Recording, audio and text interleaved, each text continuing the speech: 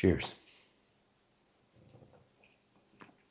There is a massive hole in Harley-Davidson's lineup. They should have built a high-performance Halo middleweight cruiser years ago. This is obvious for a number of reasons, at least to me it is. The first reason I think this is obvious is that people are spending thousands of dollars upgrading bikes like the Lowrider S on a regular basis in our dealership. The second reason I think this is pretty obvious is that the Buell Super Cruiser received a really positive reception on Instagram. And while I do have some qualms with that bike, I think that the reception to it was very genuine. The third reason I think it's obvious is that the culture around club style bikes and high performance West Coast style bikes has never really gone away. It's been there for decades at this point. And finally, I think that the motor company even recognizes that there's a need for this kind of bike. Between recognizing that the performance scene in general is really important for them to tap into with the racing program and with bikes like the Road Glide CVO ST, and even some of their past failed attempts like the FXDR, I have no doubt that the motor company knows that there's a potential for a bike like this. The obviousness of this gap in the product lineup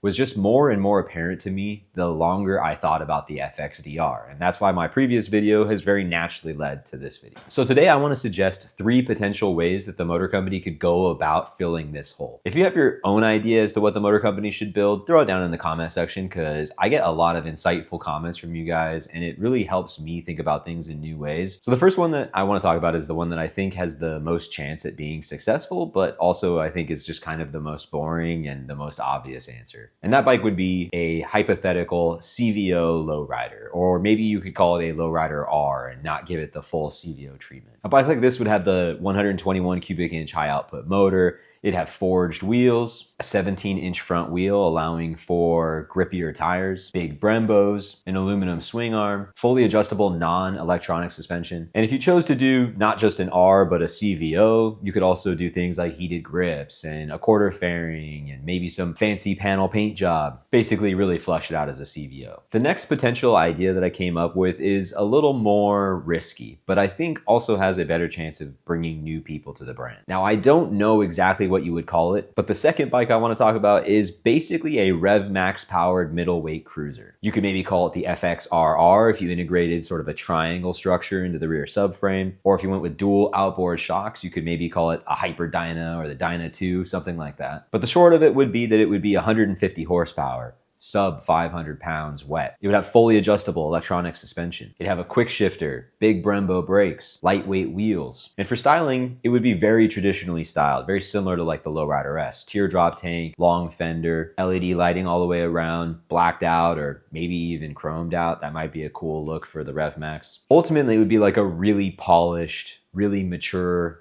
version of what Buell has in their Super Cruiser, which I'm going to talk about a little bit more later as we go into the pros and cons of all these models. And the last one is one that I have a really soft spot for, but I'm not certain would actually be that great of an idea. And that's what I would call a Fat Bob R. Since the launch of the 2018 Softails, I've had a soft spot for the Fat Bob, but I do feel like once the Lowrider S came out, they kind of let it languish and they never really updated it. And so my idea of a Fat Bob R is a bike that would have a 6.5-inch TFT dash. It'd have electronic suspension with adaptive ride height, so you could really get a lot of ground clearance and suspension travel on it. It'd be the first M8 model with a quick shifter, and of course it'd have the 121 cubic inch high output motor. I think it would make a lot of sense for this bike to have an aluminum swing arm, and ultimately would just be kind of this high-tech Mad Max, just bat out of hell style bike. And ultimately you could do some other things with the paint and graphics, but basically be a 2018 through 2023 bodywork style Fat Bob, but with a bigger motor and some fancy electronics on it to differentiate it from the rest of the product line. Maybe some other goodies as well for the performance aspect. So to recap quickly, what are the 3 bikes that I think could fill this niche? We've got a Lowrider R, which would just be a really high performance version of the already very successful Lowrider S. Fully adjustable suspension, bigger motor, basically the stuff people tend to do that bike in the aftermarket anyways. Then you have basically Harley-Davidson's version of the Super Cruiser, a double overhead cam, 150 horsepower bike that basically trades blows with a lot of the naked sport bikes on the market, but with a cruiser aesthetic. And then you have my hypothetical Fat Bob R, which would basically be a high-tech Mad Max badass Softail with lots of power, good handling, and some really sweet electronics. So let's take a closer look at the positives for each of these models so we can get a better idea of the potential that each one brings to the brand. This time I'm gonna start with the Rev Max just because I think it's the most interesting to talk about. So this hypothetical Rev Max middleweight cruiser would obviously be the highest performing bike that we're talking about right now. Between having 150 horsepower and weighing less than 500 pounds wet, it's just going to be the fastest bike. But the fact that the Rev Max is also a stress member of the chassis lends so much rigidity to that platform that it's probably going to be the best handling bike by far as well in this lineup. And so I think without a doubt, this is going to be the highest performing option of the bikes that I've made here in my mind. But there are more positives to this bike than just being a really high performance cruiser. I think right now, one of the main issues with the Rev Max platform as a whole is just that it lacks a certain level of legitimacy. And that in addition, some of the bikes on the platform, like the Pan Am, that have a huge amount of respect behind them, that respect doesn't really transfer over to the other bikes on the platform. It doesn't really do anything to uplift the Sportster S and the Nightster. I think people just view them as very, very different machines since they're not all cruisers. A Hyperdyna, an FXR, whatever you end up calling it, I think would serve to legitimize the rest of the Rev Max bikes. It would serve the role that Halo models typically serve, right? When you have a really, really fast Mustang, it just makes the 4-cylinder and 6-cylinder versions a little bit cooler than they would have been otherwise. And the same would be true here. Having a bike like this on the platform, I think, would uplift the other models and grant them a little bit more respect from the rest of the riding community. I think that this bike also has the best chance of expanding Harley-Davidson's pool of buyers. As cool as a Fat Bob R and a Lowrider CVO would be, I think the reality is that those mostly appeal to customers who are already interested in Harley-Davidson. And while their specs would certainly be better than the respective models that they're based upon, it's not going to be enough to convert someone who might be interested in a bike like the MT10 over to Harley-Davidson. This hypothetical Rev Max bike, though, I think it has a strong case at being able to attract some of those naked sport bike guys, especially if they're interested in two-up riding or luggage options, because we know that a cruiser platform like this is just going to be better suited to that than a naked sport bike.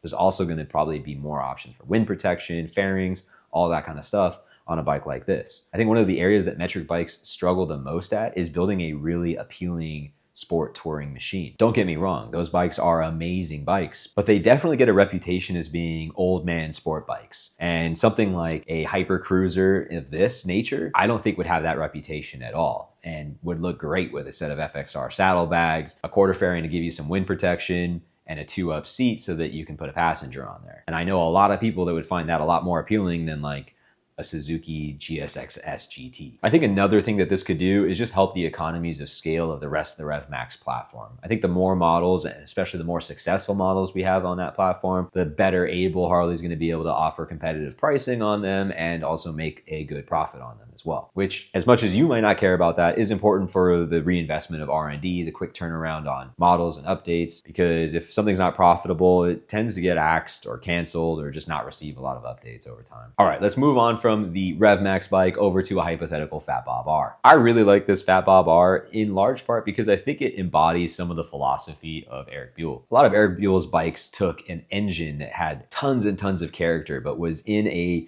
platform that maybe wasn't as dynamic as he would have liked, and sticking that engine into a really dynamic chassis. And luckily for us, the current Softail chassis is extremely dynamic and has a very high ceiling for performance. I think combining that with a 6.5-inch TFT display, kind of like what's on the Pan Am, electronic suspension, again, similar to what's on the Pan Am, a quick shifter, which just basically has never existed on a big twin before, more power, of course, maybe some other goodies as well, would create a bike that just is like nothing else on the market and would really carve out its own niche. It's also extremely different from anything else in the Softail lineup.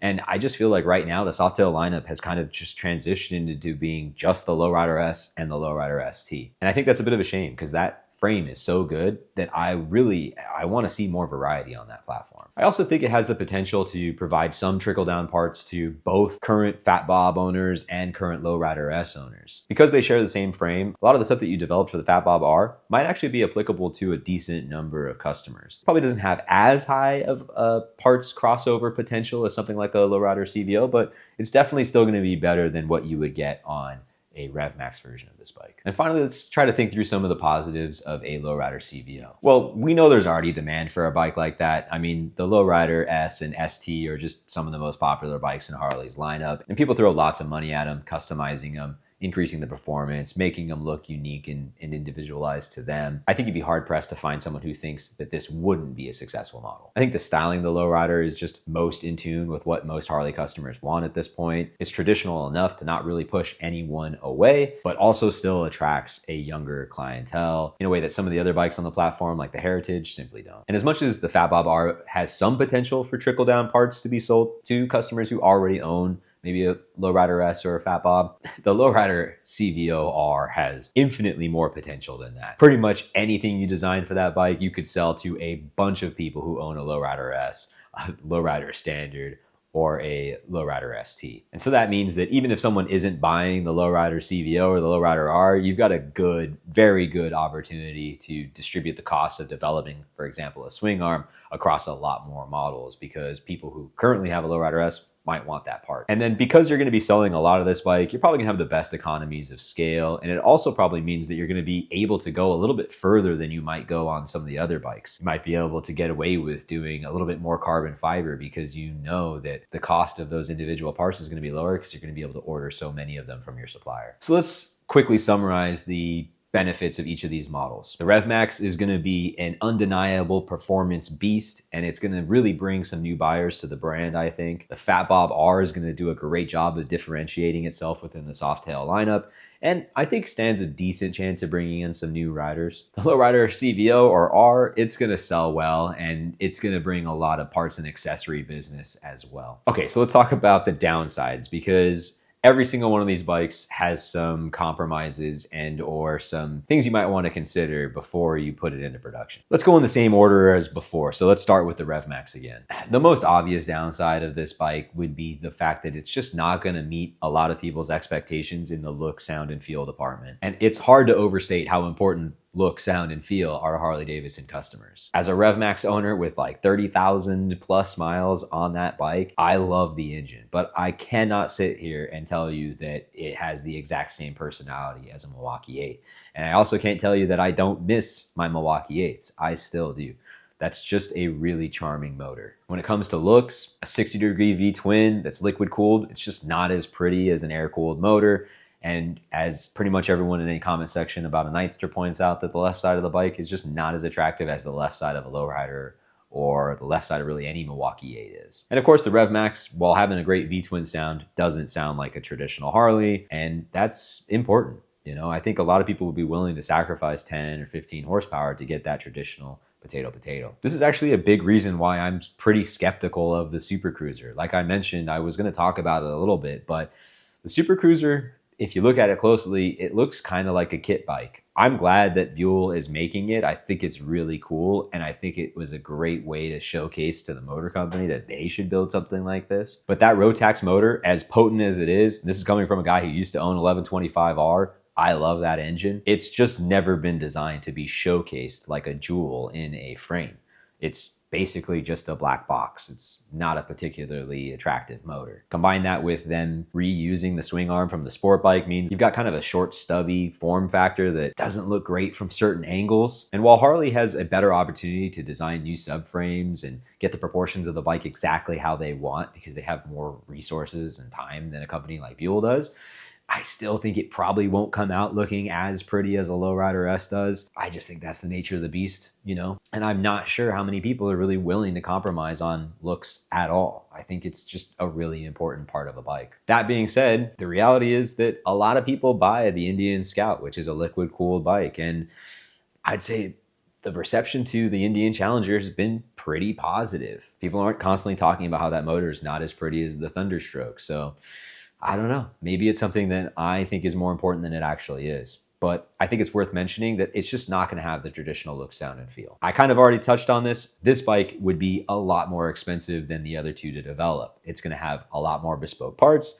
You're not going to sell as many of them as you probably would the other, especially the Lowrider CVO, that is, because other than really the engine and the transmission, it's going to be a clean slate design. That means there's a lot of upside. You get to design exactly what you want, but it also means it's going to be pretty expensive. I think a bike like this has much more potential than like an FXDR, but it does have that same problem where a lot of bespoke parts means the price is going to be higher than you might like. Okay, so what are the downsides of the Fat Bob R? Well, the Fat Bob has always had kind of divisive looks. I have to admit that while I love it, not everyone does. Not everybody's really into technology on their bike. Some people are gonna be turned off by the fact that it has like a 6.5-inch TFT display. I mean, I think that's bitching on this particular bike because it looks like, you know, something out of Cyberpunk or something, but not everyone wants that for their Harley. And I can 100% concede that a traditional analog display would probably be a more popular choice. I also think that this bike doesn't have an amazing potential to attract buyers from another brand, just because the specs are still going to be much more in line with a Harley-Davidson than they are with a metric sport bike. Doesn't mean the bike wouldn't be successful, but it does mean it's probably going to be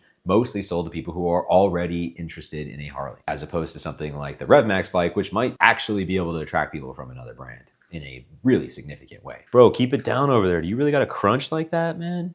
You have wet food. You have to eat the dry food right now. Sorry, guys. I don't know if you can hear that or not. I do think that there's some potential for this bike to have downstream parts sales to people who already own a Fat Bob or a Lowrider S, but not nearly as much as some of the other bikes that we're talking about right now. And then finally, the Fat Bob's always had a smaller aftermarket, and that's a big consideration when people are buying a bike. With Harleys, a lot of people want to customize them exactly how they want them. And when the aftermarket pool of parts shrinks, it also tends to shrink the pool of buyers because fewer people can imagine what their version of the bike would be. All right, so what are the downsides of the Lowrider R or Lowrider CVO? I was actually kind of hard pressed to think of too many downsides. Like I very much think that this bike should be in production. I mean, that's the whole point of this video. I think that if I was gonna say anything, it might just be that it's a little too late. It seems like a lot more people are interested in performance baggers right now between the racing series and just the fact that that seems to be the current trend. I also think that this is a bike that would mostly appeal to current HD owners or people who are already interested in the brand. It's not going to do much to bring in people from other brands, in my opinion. It also doesn't really do anything to help unpopular models. I think it's important to invest in the stuff that is already popular. You don't want to let your most successful things languish. But on the flip side, if you're going to spend R&D, sometimes it's useful to try to make things that aren't as popular as they could be more popular, as opposed to making things that are already popular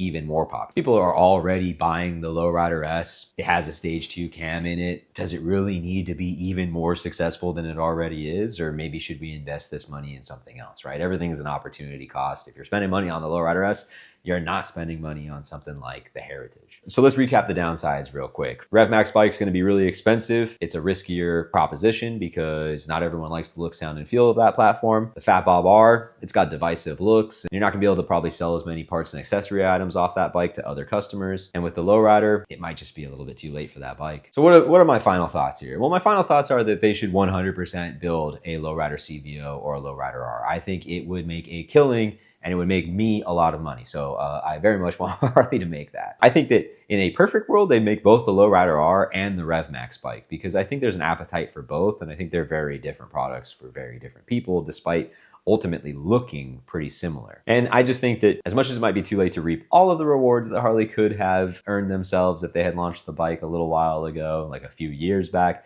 I still think it's more than worthwhile to develop a bike like this. As I mentioned before, throw down in the comment section what you think Harley should build to fill this performance bike void. And if you haven't already, please subscribe. I'm gonna start trying to ask for that more. And give me a thumbs up. Anyways, thanks for watching. Hopefully I can keep this content rolling out a little bit quicker.